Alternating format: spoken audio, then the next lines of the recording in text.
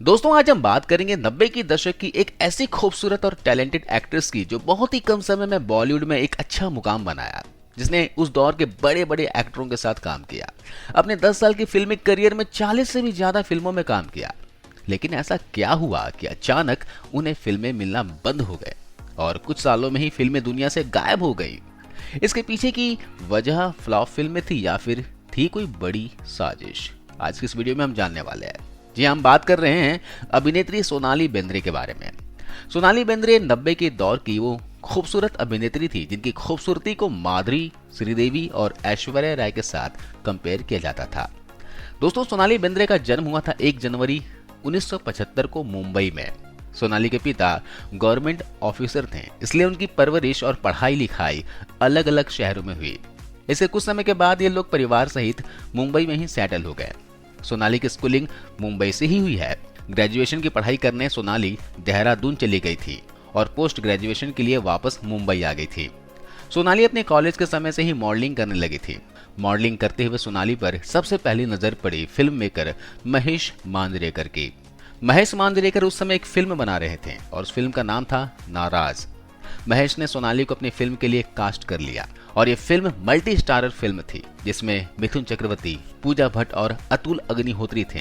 इस फिल्म को बनाने में थोड़ा समय लग रहा था, तभी सोनाली ने दूसरी फिल्म साइन कर ली और दूसरी फिल्म जल्दी बनकर तैयार भी हो गई, जिस कारण पहली रिलीज फिल्म वही कहलाई और वो फिल्म थी आग। इस फिल्म में सोनाली बेंद्रे के साथ लीड रोल में थे सुपरस्टार गोविंदा। फिल्म तो फ्लॉप हो गई, लेकिन इसी फिल्म से गोविंदा और सोनाली का अफेयर शुरू हो गया था। जिस समय इनका अफेयर शुरू हुआ था उस समय गोविंदा शादीशुदा थे, जिसकी वजह से इनका अफेयर ज्यादा नहीं चल पाया। वैसे गोविंदा ने खुद एक इंटरव्यू में कहा था कि अगर वो शादीशुदा नहीं होते तो वो सोनाली बेंद्रे से शादी कर लेते। सोनाली की पहली फिल्म गोविंदा जैसे बड़े स्टार के साथ में थी, इसलिए सोनाली का नोटिस होना तय था। फिल्म भले ही फ्लॉप थी, लेकिन इसके बाद भी सोनाली को फिल्म के ऑफर्स आने शुरू हो गए थे। हालांकि सोनाली की आने वाली फिल्में भी फ्लॉप ही साबित हुई। ये फिल्म थी मिथुन चक्रवर्ती के साथ में नाराज और द डॉन, और सुनील शेट्टी के साथ में टक्कर। इन फिल्मों के बाद आई एक ऐसी फिल्म जो सोनाली के करियर की एक ऊंचाई दे डाली और ये फिल्म थी बॉम्बे, जिसका एक गाना तो काफी ज्यादा वायरल भी हुआ था, जो कि सोनाली बेंद्रे पर ही पिक्चराइज किया गया था। इसके बाद सुनील शेट्टी के साथ में सोनाली बेंद्रे ने एक के बाद एक कई सारी फिल्में की और ये फिल्में थी गद्दार, सपूत, रक्षक, भाई, कहर और हमसे बढ़कर कौन। इनकी कुछ फिल्में तो फ्लॉप थी और कुछ फिल्में सुपर हिट थी, लेकिन मुख्य बात तो ये थी कि इन दोनों का अफेयर शुरू हो गया था। सुनील शेट्टी की पूरे करियर में अगर किसी भी अभिनेत्री की जोड़ी जमी थी या फिर किसी अभिनेत्री के साथ उनकी जोड़ी को सबसे ज्यादा पसंद किया गया था तो वो थी सोनाली बेंद्रे। सोनाली बेंद्रे और सुनील शेट्टी की जोड़ी को दर्शक भी उस समय पर काफी ज्यादा पसंद करने लगे थे और यही कारण था कि डायरेक्टर और फिल्म मेकर इन दोनों को साथ में लेने के लिए लाइन में खड़े रहते थे। सोनाली बेंद्रे एक समय पर सुनील शेट्टी से शादी तक करना चाहती थी, लेकिन उस समय सुनील शेट्टी भी गोविंदा की तरह ही शादीशुदा थे और सुनील अपनी पत्नी को तलाक देना नहीं चाहते थे। इसलिए सोनाली को यह बात जल्द ही समझ में आ गई कि सुनील के साथ उनका फ्यूचर नहीं है। इसके बाद सोनाली और सुनील का रिश्ता भी टूट गया। सोनाली एक से बढ़कर एक फिल्मों का हिस्सा बनी रही थी। उस समय सोनाली ए लिस्टर अभिनेताओं के साथ में ही काम कर रही थी और 98-99 आते आते सोनाली बॉलीवुड के एक बेहतरीन अभिनेत्रियों की लिस्ट में भी आने लगी थी। अमिताभ बच्चन के साथ में मेजर साहब, अक्षय कुमार के साथ में अंगारे, अजय देवगन के साथ जख्म और आमिर खान के साथ सरफरोश, जिसमें जख्म और सरफरोश फिल्में तो ऑल टाइम हिट मूवी मानी जाती है, जिन्हें न जाने कितने अवार्ड्स मिले थे, बल्कि लोगों ने इन फिल्मों को काफी ज्यादा पसंद भी किया था। इसी दौरान सोनाली का नाम जुड़ा शिवसेना पार्टी के उस समय पर रहे बड़े नेता बाला साहब ठाकरे के भतीजे राज ठाकरे के साथ में। कहा तो ये भी जाता है कि सोनाली और राज ठाकरे एक दूसरे को सोनाली के फिल्मों में आने से पहले ही जानते थे, लेकिन कुछ रिपोर्ट्स के आधार पर यह भी कहा जाता है कि बाद में ये लोग एक दूसरे को जानने लगे थे जब सोनाली फिल्मों में आ चुकी थी। राज ठाकरे उस समय शिवसेना पार्टी में मुंबई के दूसरे जाने पहचाने नेता थे। यही कारण था कि बाल ठाकरे नहीं चाहते थे कि राज ठाकरे की वजह से पार्टी की बदनामी हो। इसके अलावा बाल ठाकरे ये भी नहीं चाहते थे कि राज ठाकरे सोनाली बेंद्रे के लिए अपनी पहली पत्नी को तलाक देते या फिर वो दूसरी शादी करे। उस समय राज ठाकरे बाल ठाकरे के काफी ज्यादा करीबी माने जाते थे और यही कारण था कि राज ठाकरे को बाल ठाकरे की बातें या फिर शर्तें माननी पड़ी और सोनाली बेंद्रे से वो भी दूर होते चले गए। और यहीं से राज ठाकरे और सोनाली के रिश्ते में दरार आनी शुरू हो गई थी। राज ठाकरे के बाद सोनाली बेंद्रे का नाम जुड़ा पाकिस्तानी क्रिकेटर शोएब अख्तर के साथ में। हालांकि सोनाली ने शोएब के साथ में अपने अफेयर को कभी भी स्वीकार नहीं किया था। उन्होंने कहा था कि ये सिर्फ मैगजीन की बनाई हुई बातें हैं और कुछ भी नहीं है।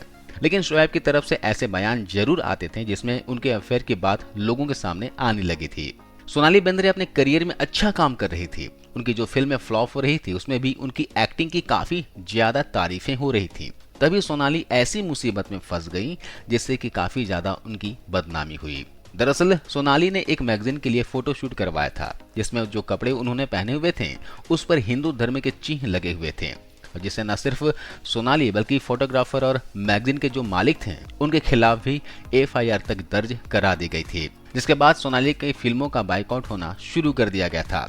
अब जैसे तैसे सोनाली को इस मुसीबत से छुटकारा मिला तो सोनाली के सर पर एक और नई मुसीबत आ पड़ी थी।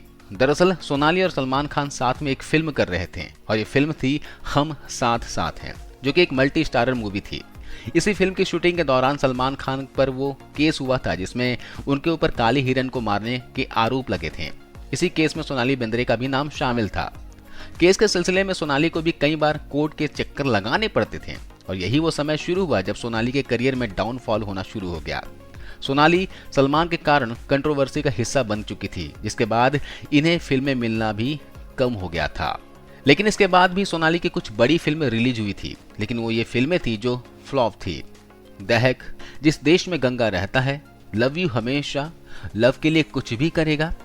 इसी बीच दोस्तों साल 1999 में सोनाली ने तमिल फिल्मों में भी एंट्री ले ली और ये फिल्म थी कादलर दीनम, जिसमें कुणाल सिंह सोनाली के अपोजिट थे। इसके बाद सन 2000 में इसी फिल्म का रीमेक बना दिया गया और ये फिल्म का नाम रखा गया दिल ही दिल में। इस फिल्म के गाने ही नहीं बल्कि पूरी की पूरी फिल्म सुपर डुपर हिट साबित हुई थी।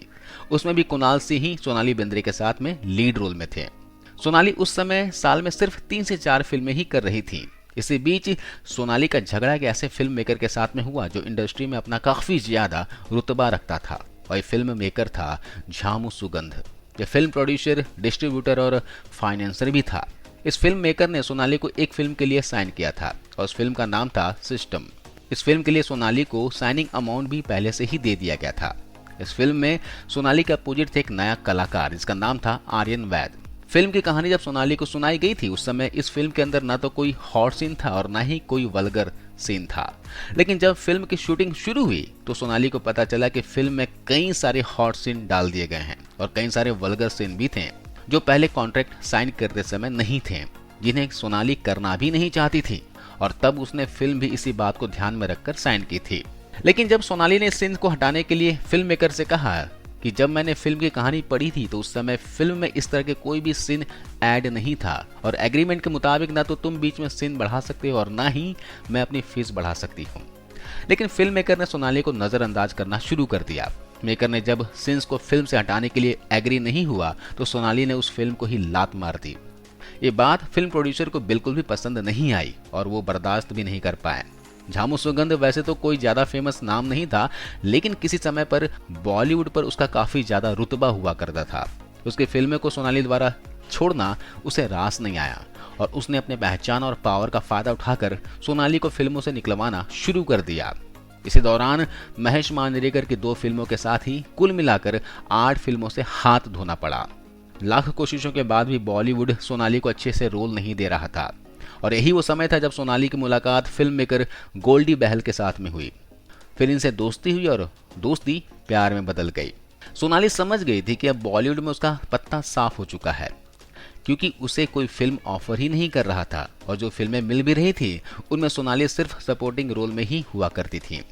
इन्हीं सब से तंग आकर अंत में सोनाली फिल्मों से अलविदा कहने का मन बना लिया और साल 2002 में सोनाली ने फिल्म मेकर गोल्डी बहल के साथ में शादी कर ली। हालांकि 2003 में सोनाली बेंद्रे की कुछ फिल्में भी रिलीज हुई, लेकिन ये वो फिल्म थी जिसकी शूटिंग साल 2002 से पहले ही की जा चुकी थी।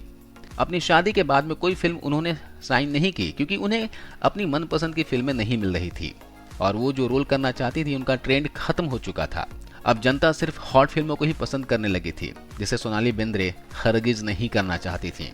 इसके बाद सोनाली ने रुख किया छोटे पर्दे यानी कि टीवी जगत की ओर और साल 2008 से लेकर 2016 तक सोनाली बेंद्रे टीवी पर एक्टिव रही और काफी ज्यादा काम किया।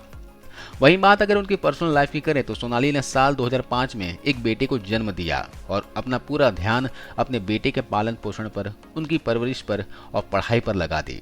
सोनाली आखिरी बार once upon time in Mumbai Dobaara में दिखाई दी, जिसमें उन्होंने कैमियो किया था। साल 2015 में सोनाली ने अपनी एक बुक भी पब्लिश की थी। सोनाली आखिरी बार चर्चा में तब आई जब उन्होंने ट्वीट के जरिए ये बताया कि उन्हें कैंसर है।